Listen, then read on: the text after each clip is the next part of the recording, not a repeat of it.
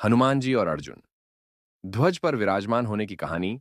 महाभारत के वनवास काल में अर्जुन तीर्थ यात्रा के दौरान रामेश्वरम पहुंचे।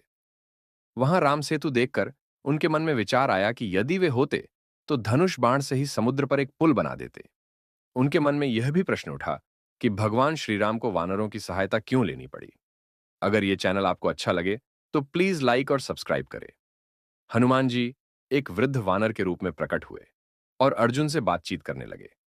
जब अर्जुन ने अपना विचार व्यक्त किया तो हनुमान जी ने उन्हें चुनौती दी, यदि तुम्हारे बाण इतने शक्तिशाली हैं तो उनसे एक पुल बनाओ जो मेरे भार को सह सके।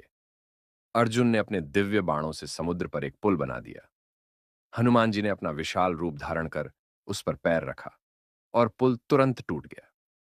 अर्जुन यह देखकर लज्जित हो गए और अपनी शक्ति पर संदेह करने लगे।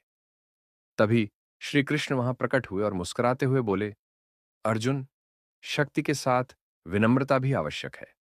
केवल बल ही सब कुछ नहीं होता, बल्कि भक्ति और समर्पण से ही सच्ची विजय प्राप्त होती है। अर्जुन को अपनी गलती का एहसास हुआ और उन्होंने हनुमान जी से क्षमा मांगी। हनुमान जी ने प्रसन्न होकर अर्जुन को वरदान दिया, जब तुम कुरुक्षेत्र के युद्ध में जाओगे तब मैं तुम्हारे रथ के ध्वज पर विराजमान रहूंगा और तुम्हारी रक्षा करूंगा। युद्ध के बाद हनुमान जी का प्रस्थान कुरुक्षेत्र। युद्ध के दौरान हनुमान जी की उपस्थिति के कारण अर्जुन का रथ अजेय बना रहा। जब युद्ध समाप्त हुआ तो श्री कृष्ण ने अर्जुन को पहले रथ से उतरने से रोका। श्री कृष्ण स्वयं पहले उतरे। हनुमान जी ध्वज से अदृश्य हो गए और तभी रथ जलकर राख हो गया। श्री कृष्ण ने अर्जुन से कहा, यह रथ पहले ही नष्ट हो जाना चाहिए था, क्योंकि इस पर शक्तिशाली अस्त्रों के आघात थे।